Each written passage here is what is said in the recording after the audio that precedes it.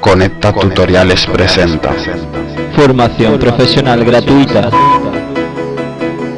Más recursos y utilidades en www.conectatutoriales.com. Patrocinado por Conecta Publicidad.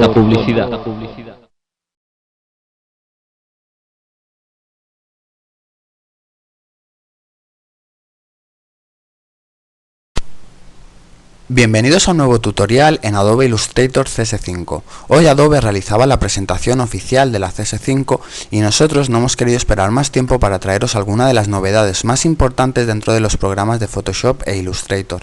Vamos a empezar con Illustrator hablando de la nueva función de trabajo con perspectiva. Esto nos va a permitir dibujar en perspectiva de una forma casi automatizada. Veremos que en la barra de herramientas nos aparece una nueva función o una nueva herramienta que es la herramienta de Perspective Grid Tool. Si nosotros la activamos, vamos a poder modificar o definir los ejes trabajando desde la parte inferior. Por ejemplo, podemos definir aquí cómo queremos cortar nuestra perspectiva, o si trabajamos con la herramienta de Perspective Selection Tools, vamos a poder modificar cada uno de los planos de forma independiente.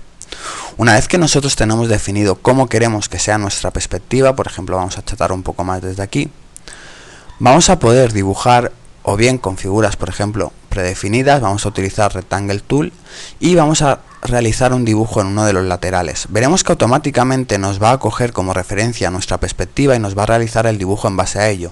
Yo, por ejemplo, puedo seleccionar este lado de aquí y voy a aplicar un color rojo. Si yo quiero dibujar en la parte inferior, voy a tener que seleccionar previamente la cara desde el icono que aparece aquí y voy a poder dibujar. Veremos que automáticamente nos va a crear nuestra perspectiva en base a lo que nosotros hayamos definido en qué cara queremos dibujar.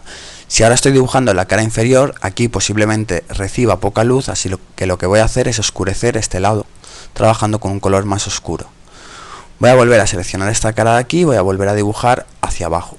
Podemos ver que automáticamente nos va a crear el dibujo manteniendo la perspectiva que nosotros hayamos definido. Si queremos trabajar en esta cara de aquí, bueno, aquí podríamos darle un color más claro, o bien trabajar con un degradado yendo de oscuro a claro para que dé la sensación de iluminación real. Y si, por ejemplo, decía quiero trabajar en este lado de aquí, antes deberé seleccionar la cara con la que quiero trabajar y a la hora de dibujar automáticamente me va a coger la perspectiva que yo quiero utilizar. Aquí podríamos dar un color todavía un poco más claro para que dé la sensación de que la iluminación proviene de este lado. De este modo yo voy a poder dibujar de una forma semiautomática manteniendo los ejes de perspectiva que haya indicado previamente.